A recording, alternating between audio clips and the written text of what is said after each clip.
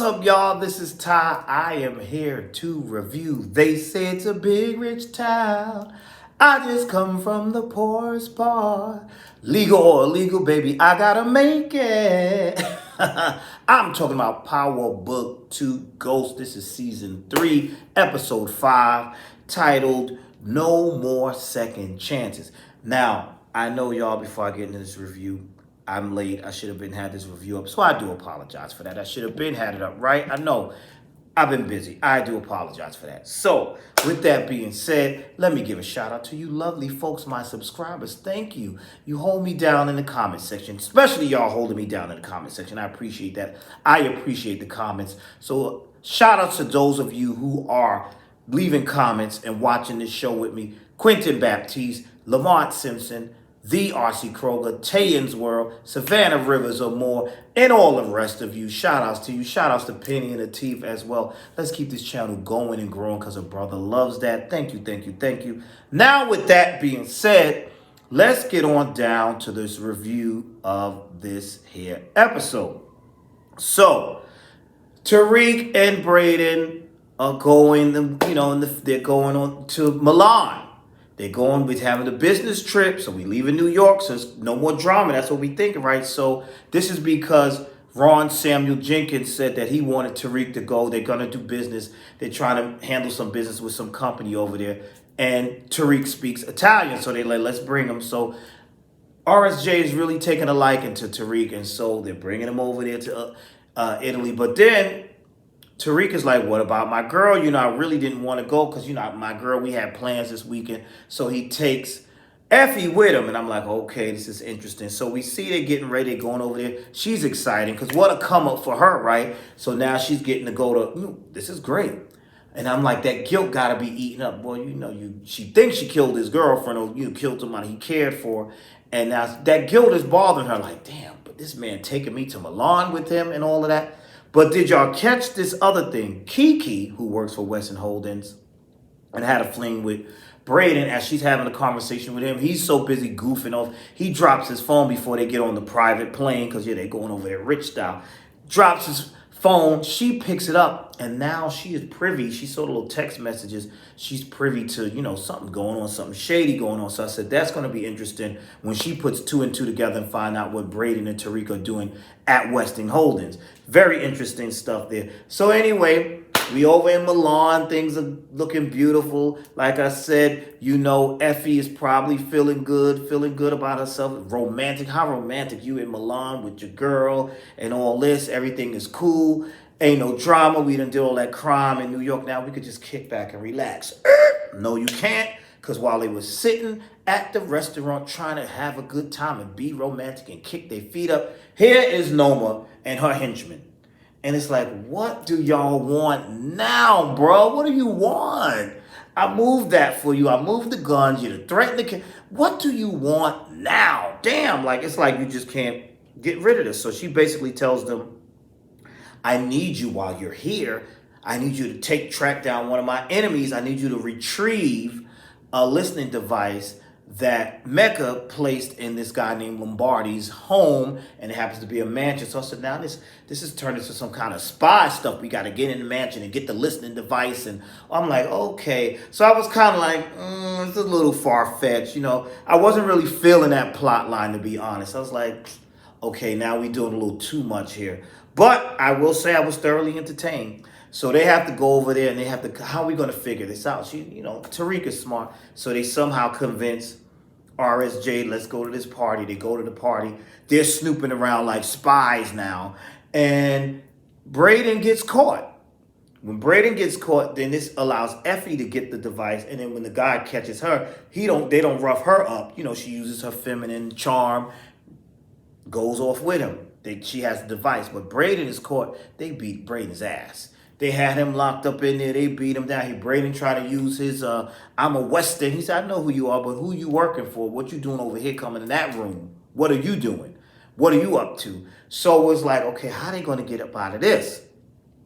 When they're scheduled to go back to the States, how they going to get up out of this? So we see that Tariq has this plan where he's like, I'm going to give you the device, and in exchange, you give me Braden back. So as that's happening, you see Lombardi over there. They do the exchange, and it looked like Lombardi was about to kill Tariq, and then Noma and her people came to the rescue, got rid of Lombardi's people, and she's like, you know what, y'all did good. You're smarter than I thought you were. I'm really impressed with you. And she wants to keep them working with her. Like, this is going to be a good look for y'all. Meanwhile, Tariq had already expressed with Effie, he don't want to keep working under this sick lady, but how y'all going to get from under her? It's just crazy. That was just crazy. And you know what I'm looking forward to the most, too? I'm looking forward to seeing how, if and when Noma and Monet are going to meet and clash. That's going to be interesting because they got to meet two boss chicks, two boss women, strong women, ruthless, cold, callous women. They got to meet eventually, basically. Also in this episode, we see Drew and Gordo. You know, they lovers now. And they're working together because turnout, remember last week's episode when they went in there and they shot up all those guys to save Lorenzo and Kane. Somebody was an undercover cop. Oh my goodness. They learned that somebody, so they got to go in there because, you know, this guy wakes up, we got to finish him off because if he wakes up, this could destroy our families. But lucky for them, lucky for them, the man died, but they did retrieve his belongings and they got his phone and they destroyed that and all that information. Meanwhile, Lorenzo has to come clean because Monet, you know, is still trying to figure out what's going on. She in the kitchen with an attitude and upset. And she's like, no, she mentioned something about Zeke's, how the cops were handling that. So Lorenzo comes clean to her and tells her, oh, baby, it was me. He thought this was going to help. That doesn't help. She says, get out of my house.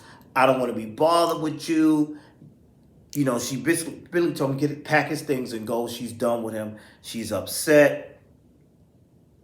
And she was really pissed off about this. So that was interesting. So I said, yeah, she gonna have him killed. We also seen her go to Gordo's mother and tell Gordo's mother, you know, I have to get this off my chest. I have to let you know. Because she's trying to get Lorenzo killed. She's like, I have to get this off my chest. Lorenzo ordered the hit on your husband. And that's what happened because he said he was a snitch. If you got to do what you got to do what you got to do. And I was like, she's trying to get that book. Gordo's mother was like, listen, thank you for telling me there's nothing I'm going to do about that. But I'm like, interesting. Then we see a brief conversation with Gordo and Monet. And I was like, yeah, something's going on. And she mentioned something to him about loss or whatever. And he says, if I ever found out who killed my father, I will slit that person's throat. And I was like, yep, something is going on here. Something is really going on. Now, with that being said, we see Sax. Let's go on to Sax. Oh, Sax wasn't trusting Jenny, and he's feeling all weird, and he's like, you know what, something ain't right. He decides to follow her, and that's when he discovers that Lauren is alive and well, and he's upset. And I'm like, damn, why did they allow Lauren to open the door? She's supposed to be, stay in the house. The guard or somebody should have made sure she didn't come out the house. She comes out, and I'm like, what is this? And so Sax is upset about that because, you know, that's his woman he was messing with. He's like, listen, this is messed up that this is going on. So, and he's like, he tells her, he says, listen, Tariq did not know anything about he had nothing to do with them trying to kill you. He had nothing. You should have seen the look in his eyes. So that triggered her. And I'm like, okay, this is all interesting.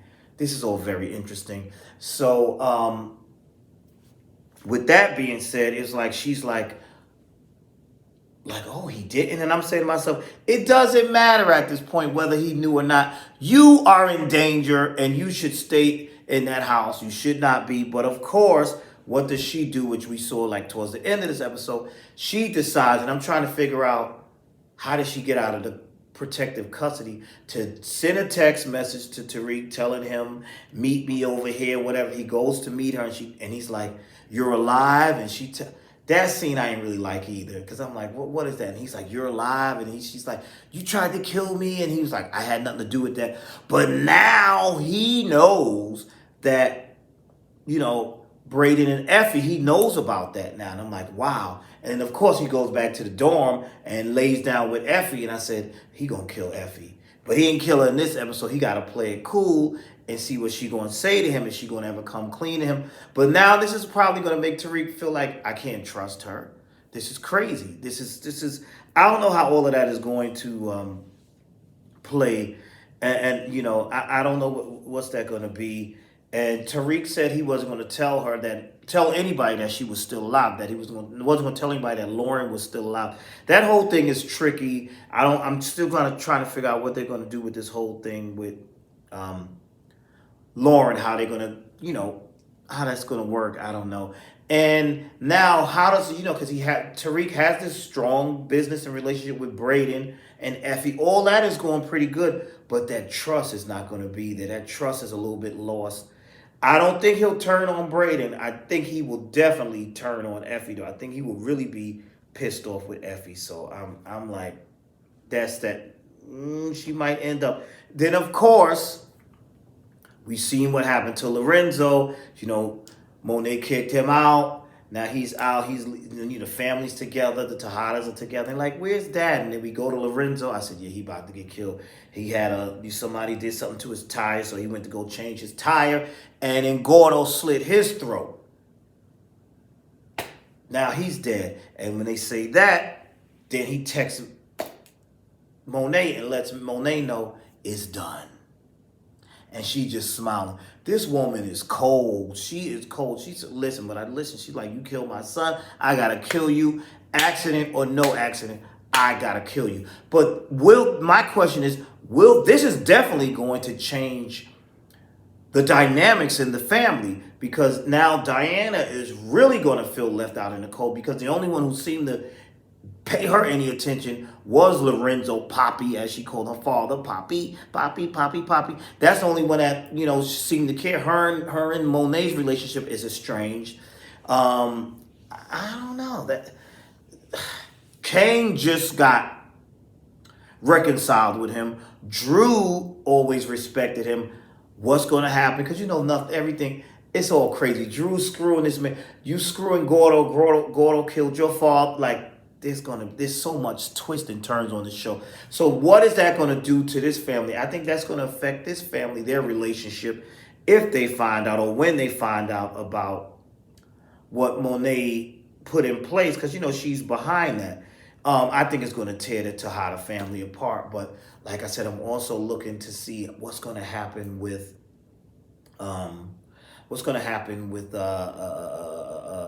Monet and Noma, because they got to meet eventually.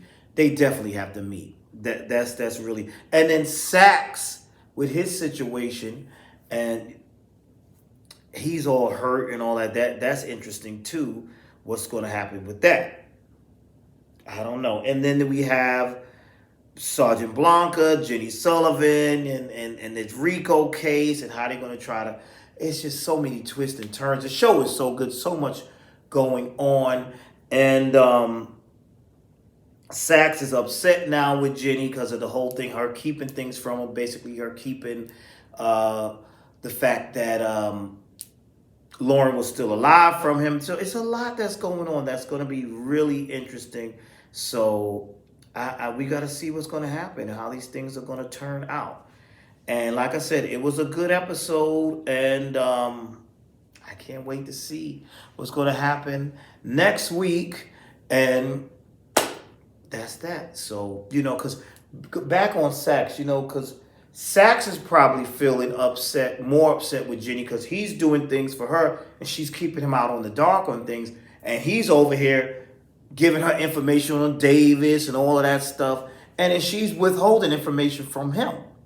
So he's going to be pissed off about that. But like I said, another good episode.